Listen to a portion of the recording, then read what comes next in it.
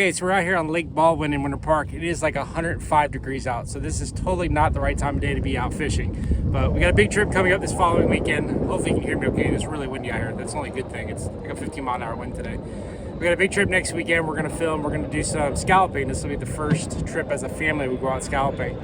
So we thought we'd just go to Lake Baldwin today, throw out some shiners and some live worms. You can even hear the airplanes going over. We live right by the executive airport, so we got plenty of air traffic too to help with this filming. So we should have some lovely sound today. But we're just going to see what we can get, enjoy the day, and see what we can catch, and then finish getting ready for our trip. These are actually our crappie rigs that we use in the fall time, but I'm just using a little balsa wood bobber. And we have a little bobber stop up here on the slide stop on the line here. And then these are just little jig heads. I like these. We might switch them out to some larger gold hooks later if we don't catch anything. And then we just put a little shiner on it. We're going to throw them out, let them drift on the grass line, and hopefully we can pull some bass out from behind these grass beds here.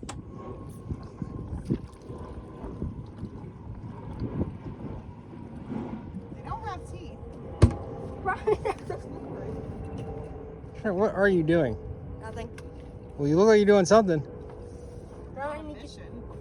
I think using there just keep regenerating themselves. What are you doing with all our bait? Putting them in the bucket, and I'll put them overboard so they live. What happened to the aerator? You're going in there. Was the aerator clogged up or something? Yeah. Oh, so like the aerator's not working. Yeah, I'm kidding. So you're putting them in the bucket to try to give them some fresh air? Yeah. I thought fish breathe water. Huh? I thought fish breathe water. The water in the bucket. Oh, okay. You're trying to give them some fresh water.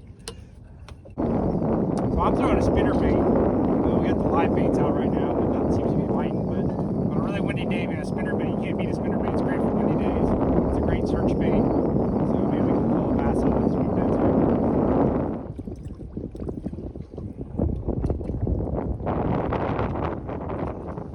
It's way smoother than the traditional Power Pro. I was using Suffix, but I kept breaking off, so I went back to Power Pro, even though it's 3 times the price.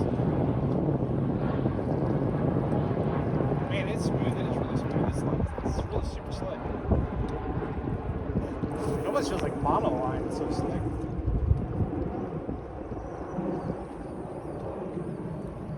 Doesn't have time with your head being cut off and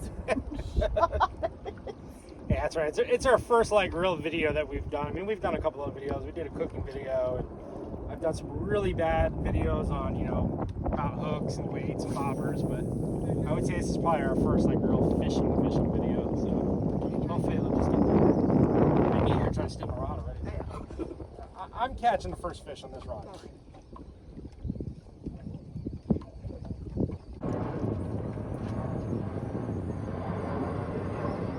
smooth it is, though? Yeah, that's definitely smooth. What do you think? Why do you think it's so smooth? That line is a lot slicker. It's more round because it has eight strands of line in it.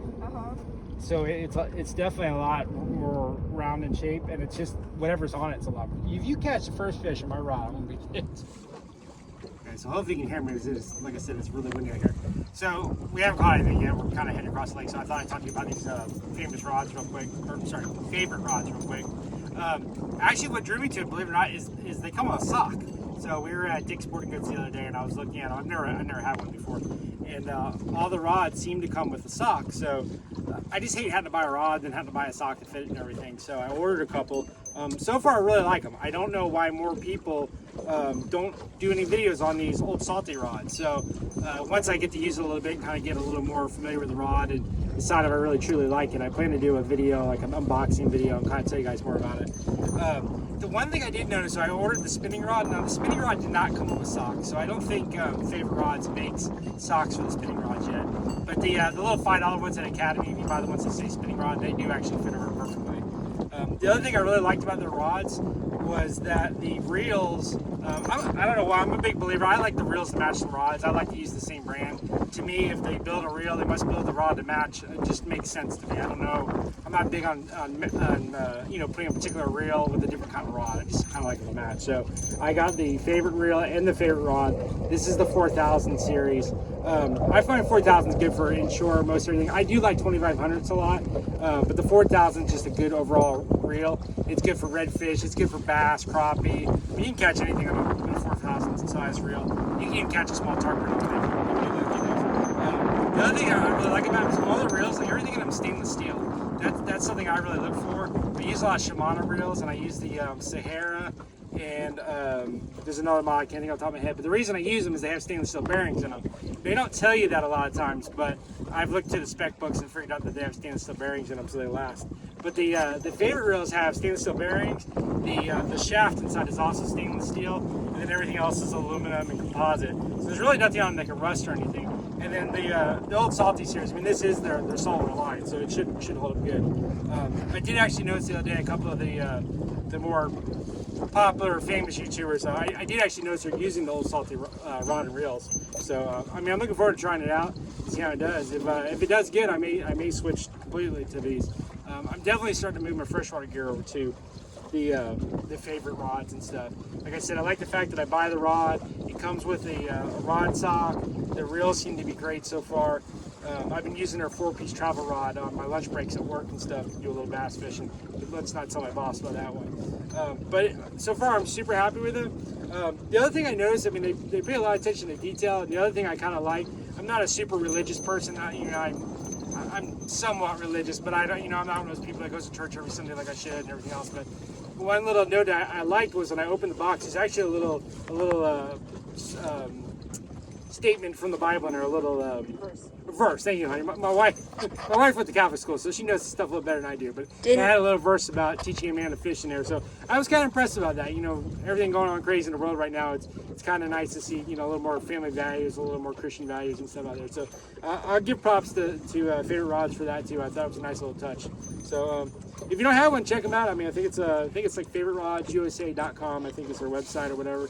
So yeah, so we'll definitely do some of that. And like I said, as I get more familiar with the rods, I'll do some videos about the rods and tell you what I like, what I don't like and stuff. But so far there really hasn't been anything I don't like. The only thing I would suggest to Favorite Rods is if they could get some socks for the spinning rods. I think that'd be great. Then I don't have to give $5 of my money to Academy. But that's my biggest complaint so far. I mean, the rod's super smooth and hold them good. So I'm definitely going to use it some when we go to Crystal River this weekend. Hopefully get some saltwater fish on it, try it out. But hopefully maybe I can still get a bass today. We'll see. Like I said earlier, it's like 105 degrees. We actually just got a heat index warning on our phones. So it's supposed to feel like 112 today. So while we're out here bass fishing, I have no idea. We're probably not going to catch anything. I say if we can't catch a bass, we go over there and break up some worms and go try to get ourselves some bluegill. We got some worms, so that's all I say. Mom says we need to go to Gators and get beer and chicken wings, so we'll see what happens. So.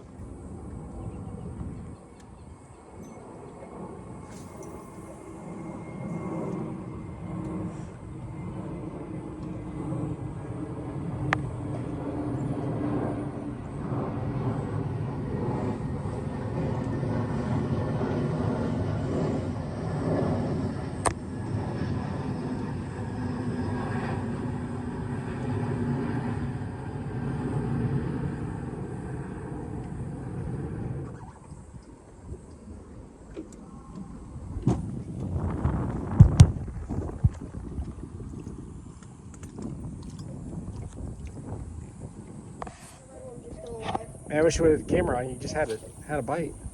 Don't fall overboard.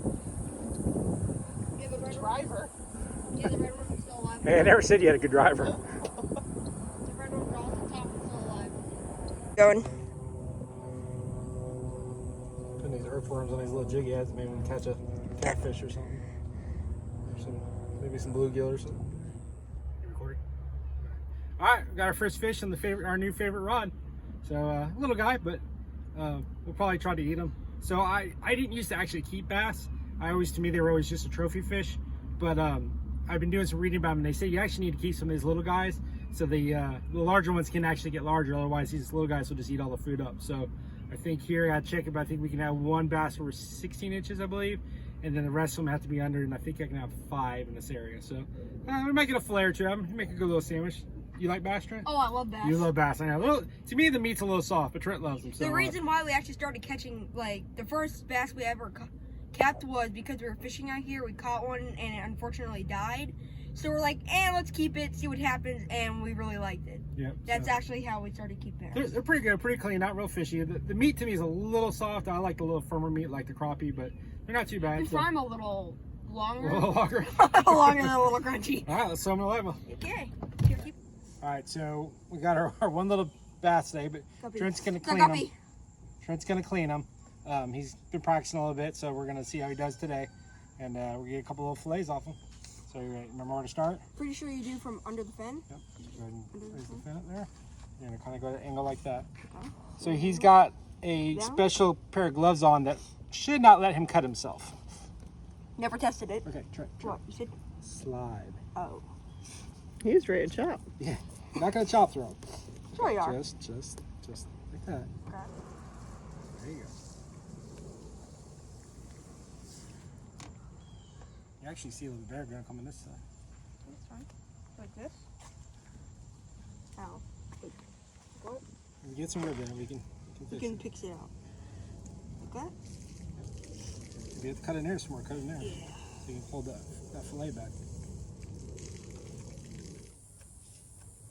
There you go. Just put barely any pressure. You're good. There you go. Cut backwards. There you go. It was a little bit. It's not real pretty. That's all the innards. That's all the stuff we can't show on TV. Yeah. You blur it. All right, so we take that out. Give it to the cat. Oh, actually, you know what? So something you want to do. Now here it doesn't matter because we're just gonna throw it in the garbage can. But if we were like at the marina and you're at a dock, you want to poke the eyes. Why? Because the eyes will get gas in them. And that's why we see the fish floating down the river. So because the eyes swell up. So here it doesn't matter. It's just gonna go in the garbage can. What happens? So this, I'm gonna put it underneath here. Just go flat. Okay, yeah, but you need to come from this way because it's holding it. Do you, Can I turn it? Yeah, you turn can it turn around. You can turn it. Let's turn that. There. Alright, so Like pretty that? flat. Yep. You're A little bit starting of it. angle. Just like that. And just pull. Just like that. Keep it down towards it. Okay, so it's now the next day. You can see I'm not even shaved. We've been on the go trying to get ready for our trip for this weekend, getting stuff down around the house. My wife had the cousins over, but we finally got around to cooking the bass. I wanted to shoot a video of us cooking the bass, but we were so pressed on time today. But we do got Trent here. He's going to try his new bass. I actually got the idea for the recipe from another YouTuber on the internet. So this is our version of bass fried rice. So we're going to see how Trent likes it here. Okay, so you can see. Okay, so you can see Trent is soaking wet. He just got a pool. He's starving right now. So let's see what you think of bass fried rice. It's more like flavor to it. More flavor? You want some soy sauce? Yeah. All right, we can give you some soy sauce, but what do you think of it otherwise? It's really good. Really good? All right, so Okay. and all those vegetables in there, that actually came out of our garden. So, This is actually a piece of. yep, that's bass. That's good. That's good? You like it? So, all right, so that's a winner? All right, so we just need a little more soy sauce. That's no problem. So, okay, so hold on, I'll get your soy sauce for you. Okay, so you can see the bass fried rice was a hit. Only thing he wanted was a little more soy sauce, and I don't blame him. I drown mine in soy sauce too. But so this was a healthy alternative. We didn't fry the bass this time. We usually just make some like bass nuggets or something out of it. So we made some fried rice, and we used some carrots and peas, and I can't even think what else is in it. Oh, chives and stuff. And it was all actually out of our garden. So we're able to use some of the stuff in our garden. Pretty healthy little snack, and good use for a bass. So beat just frying nuggets out of it. So all right. So we just wanted to say thank you for watching our video of fishing on Lake Baldwin. Like I said, this is kind of our first real fishing video, so the sound audio wasn't the greatest. We got some work to do before next weekend. We're gonna try to use a windsock and stuff, see if that helps. And if you liked what you saw, follow us. If you just want to see if we get better, follow us. Hit that like button. You can also find us at www.fishingwithafamily.com. We put information on there for people who are new to fishing, people who are just looking to pick up some new tips. There's a lot of good information on there about buying rods, buying tackle gear, what you need to get started and stuff. And we show you how it is. We show you what it really is like fishing with a family. We don't catch giant fish every time. Sometimes we don't catch anything. So, but we just want to give people a respect of what it's like to really fish as a family and stuff. So, all right, we'll see you guys on the next video.